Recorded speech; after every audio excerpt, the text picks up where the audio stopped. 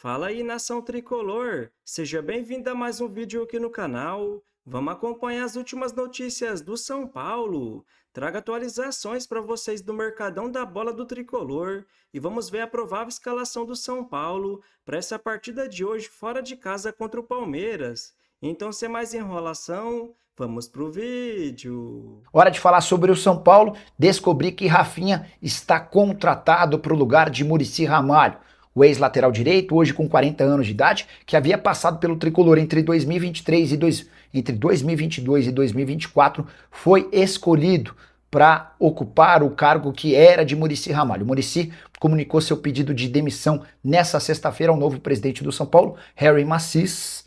O acordo já está selado para a saída do Muricy, que ganhava R$150 mil por mês e estava no São Paulo desde 2021.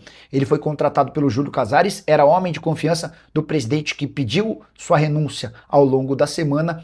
Para completar, além dessa questão do Júlio, o Muricy também alegou problemas de saúde. Recentemente passou por cirurgia para retirada de 2 pedras no rim, depois passou por um procedimento cirúrgico num joelho e vai precisar operar outro joelho. Diante da necessidade de se ausentar do clube e de todo esse contexto, o Muricy pediu demissão. Bem antes de confirmada a saída do Muricy, o São Paulo já trabalhava com a ideia de contratar o Rafinha. Muito identificado com o São Paulo, o torcedor fanático do tricolor, o Rafinha havia se aposentado do futebol na metade do ano passado, quando defendia o Curitiba. Sua primeira experiência pós-futebol foi como comentarista dos canais Globo. O Grêmio chegou a procurá-lo em dezembro do ano passado, mas a informação que circulou na época é de que o Rafinha já tinha um acordo com o São Paulo. E eu posso cravar que esse acordo com o tricolor está sacramentado. Tendência é que o anúncio aconteça nas próximas horas, no máximo durante o fim de semana. Rafinha chega para ocupar o cargo de coordenador e para ajudar o São Paulo no dia a dia. Novo funcionário são paulino que conta com o aval do novo presidente, o Harry Macis. Só para completar, registrar que Lucas Moura não foi relacionado pelo São Paulo para a partida desse sábado contra o Palmeiras na Arena Barueri. A questão do gramado sintético é o grande impeditivo. O que fazer nesse sábado? Rezar, lutar e buscar qualquer ponto, né? Eu acho que o São Paulo passa a ter um jogo decisivo. É como você falou, a tabela do Paulista indicava isso desde o primeiro jogo, não desde o quinto. Se o São Paulo tivesse um tropeço em casa, ele ia lutar literalmente contra o rebaixamento até a última rodada. Ele teve o tropeço, perdeu da Portuguesa, como você falou. E o jogo seguinte é contra o Palmeiras.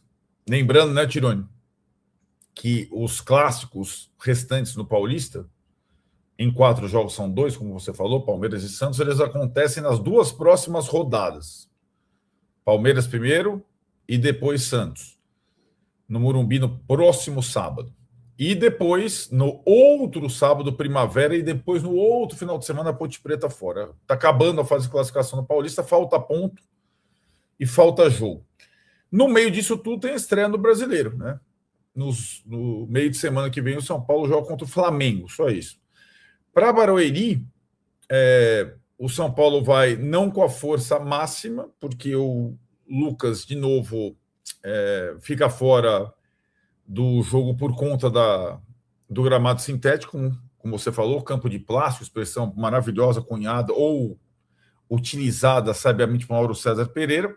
Ele que se machucou seriamente contra o Palmeiras, curiosamente, há 1 ano, no gramado de plástico do Allianz Parque, e que vem jogando muito mal, é verdade, inclusive gramado natural, está fora do jogo. De resto, o Crespo vai levar o que ele tem de melhor, fora o Alisson que está de saída, a gente vai falar sobre isso. E a grande dúvida é o sistema tático que ele vai utilizar, né? Ele tentou... Espero que ele não invente essas loucuras de 4-2-4, essas coisas. Nos últimos 3 jogos, o São Paulo jogou no 4-2-4. Né? No jogo contra o Corinthians, não. Essa é uma possibilidade híbrida. No jogo contra o Corinthians, o São Paulo jogou no 4-3-3, né? Mas no jogo contra a Portuguesa, ele repetiu o 4-2-4 do São Bernardo, deu tudo errado. Então, eu acho que o São Paulo tem essas 2 possibilidades de sistema. Como contra o Corinthians o Lucas jogou e ele está fora, a minha impressão, eu acho que a grande tendência, o São Paulo volte a jogar com linha de 3 zagueiros contra o Palmeiras, como jogou contra o Palmeiras nos últimos tantos jogos, inclusive com o Zubeldia, né? que não gostava de linha de 3, mas muitas vezes contra o Palmeiras utilizava a linha de 3. Você costuma dizer que o 4-2-4 é bom para jogar fora. Não jogar fora no lixo. Se tiver jogador fora... bom, né? Agora não tem nem isso, né? 4-2-4 para jogar com bons jogadores para jogar fora de casa. Eu costumo dizer não. Isso o São Paulo nunca teve. Mas isso não é verdade, isso não é um jogo fora, né? Isso é um clássico, né? No campo neutro fora. E eu acho que o Palmeiras é um time que o sistema com 3 zagueiros se encaixa justamente para o Palmeiras jogar com dupla de ataque, né? Vitor Roque e Flaco Lopes. Por isso acho que a grande tendência é o São Paulo jogar mais parecido daquele São Paulo que jogou contra o Palmeiras no jogo do Ramon Abate Abel do que o São Paulo desse ano, das outras possibilidades do Crespo. Tentar fazer um time. Rafael, claro. Aí, aquela história. Cédric na linha de 3 ou Mike na linha de 3? Então, bom ponto, né? Eu acho que o jogador mais confiável na marcação, mais experiente, é o Cédric, né? Mas o Mike jogou bem contra o Corinthians, está descansado, não jogou contra a Lusa, mas na verdade também tem uma questão. Por que ele não estava nem no banco contra a Lusa? Porque ele sentiu uma fisgadinha e por isso ele não foi nem relacionado. Então eu acho que vai depender muito da observação do Crespo. Acho que essa é uma das dúvidas. Quem joga na direita. Eu iria com o Cédric. Aí, bom, eu não sei. Talvez eu fosse com o Mike, mas enfim. Aí 3 zagueiros, Arboleda, Alan Franco e Sabino, provavelmente. O Arboleda descansou contra o... Arboleda e Alan Franco descansaram contra o... Então vão jogar. E o Sabino também. O Sabino não jogou. O Sabino, a saída do Sabino do time, para mim, é um pouco inexplicável, né? Ele já não joga 2 jogos, ele vinha jogando bem. Eu colocaria esses 3, com certeza. E aí na esquerda é o Wendel, não tem outro. Ou Nicolas. Não, tem 3 opções. O Enzo já voltou, tem o Wendel. O Enzo tá pronto? Tá pronto. Estava no banco contra a Luz. No lateral não falta. Se o Enzo fizer um treino nota 6, eu já iria de Enzo. Mas aí seria com uma linha de 5, na verdade, né? Exato. É como o São Paulo jogou contra o Palmeiras o ano passado. Exatamente. O São Paulo jogou ano passado contra o Palmeiras no Morumbi, Rafael, Cédric, Arboleda, Alan Franco, Sabino e Enzo. Foi uma das melhores partidas do São Paulo. Eu jogaria com isso aí. Bom, aí no meio não tem mais Alisson, que fez biquinho porque queria ir embora. Para mim é imperdoável, mas depois a gente fala sobre isso. Então deve ser Danielzinho. Sim, aí sim, essa é a novidade em relação ao ano passado, né? Por exemplo. E aí vai ser o quê? Bobadilha, Danielzinho e Marcos Antônio, você acha? É mais ou menos o mesmo campo do jogo contra o Corinthians, né? Deve ser esse, é um trio que jogou contra o Palmeiras também nesse jogo memorável, o jogo do Abate Abel, com o Pablo jogando no lugar do Danielzinho. Como o Pablo está muito mal. Na verdade, Tironi, eu pegaria o time do São Paulo contra o Palmeiras do jogo do Morumbi e colocaria em campo com o Danielzinho no lugar do Pablo. Eu espero que ele faça isso, na verdade. E aí, Luciano e Tapia. Eu acho que é isso aí. O Caleri, diferentemente do Lucas, vai para o pau, vai para o jogo, vai para o banco, pelo menos. Também se arrebentou num sintético, né? Só que o do Newton Santos rompeu o cruzado no sintético, mas ele fez questão de pelo menos no banco para poder eventualmente ajudar. Então tá, esse deve ser o time. Fechadíssimo. Vamos ver. Não, é que tá. Eu não acho. Eu não acho. Eu continuo tendo essa partida contra o Palmeiras como modelo. Quando o São Paulo fez uma troca, Rodriguinho no lugar do Marcos Antônio, o São Paulo se desfez. Esse time massacrou o Palmeiras no primeiro tempo, jogando para cima do Palmeiras. Depende. Eu acho que não é porque tem 3 zagueiros. E, na verdade, esse meio de campo é bem leve, né? É um meio de campo leve do São Paulo. O novo presidente do Tricolor, Arrim Assis Júnior, conversou hoje com a imprensa. E claro que a TV Gazeta marcou presença com a repórter Marina Buffon. Queria que você falasse pra gente o que o dirigente comentou de mais importante desse momento que vive o São Paulo. Olha, ele falou sobre muitas coisas, como eu comentei antes, foi uma conversa informal, mas a principal informação é de que Muricy Ramalho pediu demissão pouquinho antes da gente iniciar essa conversa, por volta das 3 horas da tarde. Muricy Ramalho, que estava no cargo de coordenador de futebol desde 2021, no início da gestão Casares, pediu esse desligamento para cuidar da sua saúde. Ele até deixou uma carta nas redes sociais, ali no perfil do São Paulo, agradecendo ao torcedor e ao clube, mas que decidiu, já que não estava 100% focado aqui no CT da Barra Funda e lá no Morumbi, decidiu então cuidar da saúde, mas seguirá torcendo do lado de fora, por assim dizer. Rafinha, ex-lateral tricolor, está muito bem encaminhado para assumir essa função ou até uma função ali parecida com essa de coordenador técnico, coordenador de futebol, perdão, aqui do São Paulo. Nas próximas horas a gente deve ter uma definição sobre isso. O próprio Massis disse que é um nome que ele gosta bastante. Além disso, a Rimassis falou sobre diversos outros assuntos, falou que a situação do Oscar não joga mais pelo clube, está no departamento de futebol e jurídico para decidir últimos detalhes. E por fim, disse que ontem, nesse jogo aí da Copinha que a gente viu agora na classificação tricolor, ele conversou bastante com o técnico Hernan Crespo, que estava ali presente, e disse duas coisas. Primeiro, que as negociações que estavam em andamento antes de ele assumir, ou seja, antes da semana passada, seguirão acontecendo, apenas essas, porque a base será a aposta do tricolor para a temporada de 2026, pensando, é claro, no cofre do clube. Tá certo? Eu volto com vocês e já trago informações do Choque Rei. Obrigada, Marina. E aí, Salazar, Alex Miller? A gente chegou a comentar algo semelhante a isso aqui no Gazeta Esportiva, acho até que eu estava com o Alex Miller, de que a tendência é de que a diretoria seguisse por este caminho. Lembra que comentamos aqui sobre vai tudo ficar parado até eles se resolverem, que é como agora foi dito ao Crespo, tudo para, segue, aposta na base. Olha, a base... É complicado quando a base aparece como solução. A base tem que ser aproveitada, tem que dar espaço, tem que dar oportunidade, ela praticamente sustenta o clube. Agora, quando ela tem que chegar para resolver o problema do profissional, normalmente isso não dá certo. Não pode ser a única alternativa. Normalmente isso não dá certo. Então, assim, olhando para o cenário do São Paulo, para o que a diretoria tem agora em mãos, eu entendo a decisão. Faz todo o sentido no aspecto financeiro.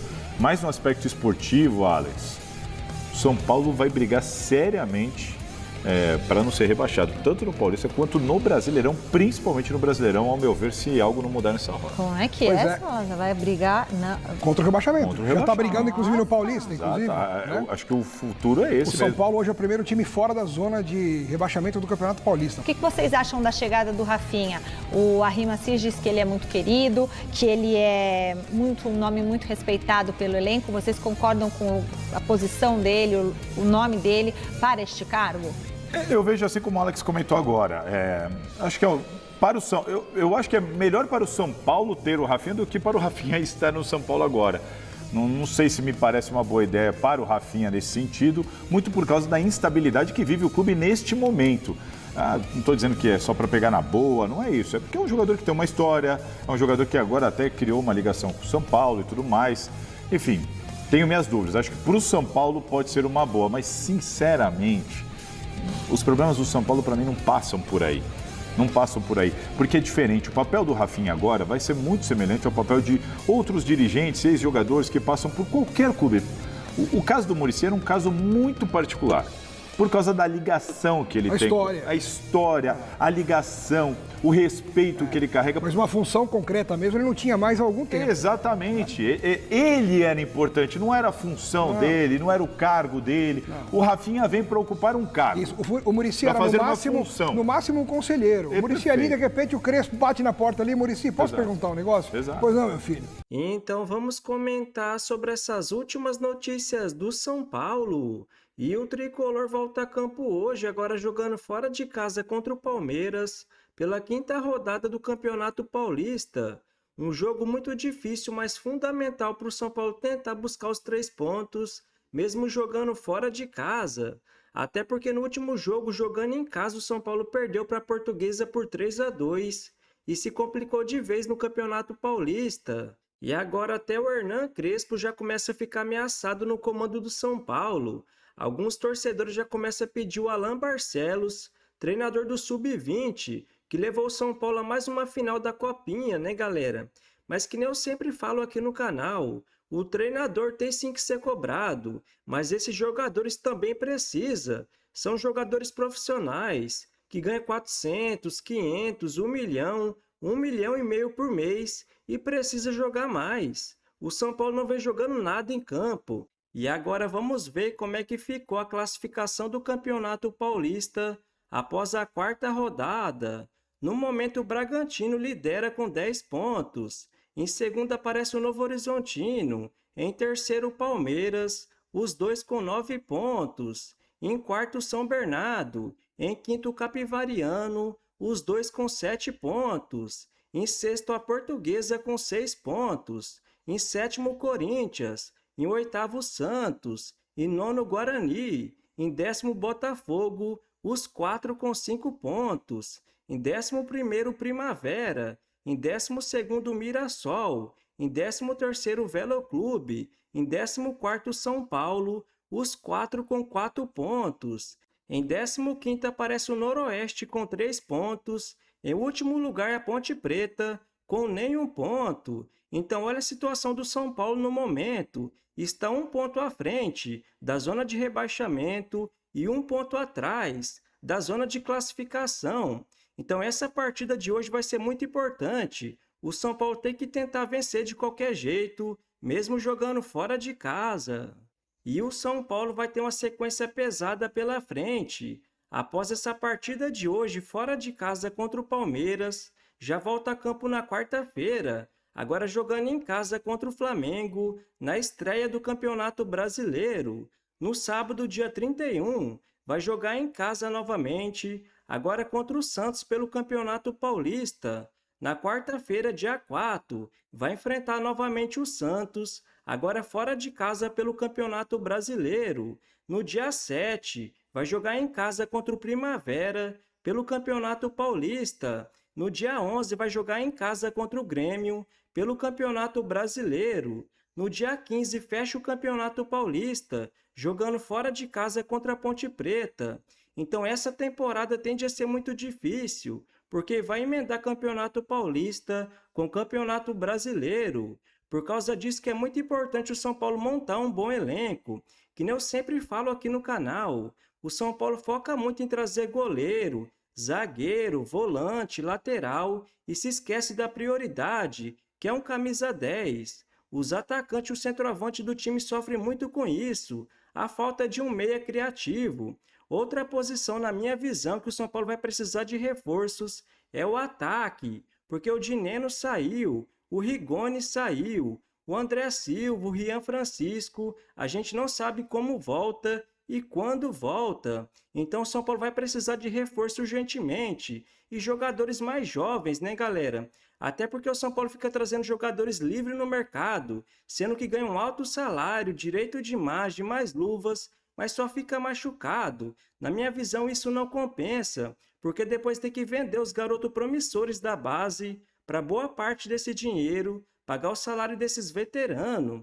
Então o São Paulo precisa mudar. Mudou de presidente, mas que nem eu sempre falo aqui também, esses conselheiros precisam continuar sendo cobrados, porque senão vai chegar no final do ano e algum amiguinho do Júlio Casares pode se tornar o novo presidente do São Paulo. Aí o pior presidente da história era o Leco, agora é o Júlio Casares. E se nada mudar daqui 2 ou 3 anos, pode ser o próximo. Então São Paulo precisa se profissionalizar e mudar, não tem outro jeito. Então se você curtiu o vídeo, deixa seu like, se inscreva no canal e até a próxima!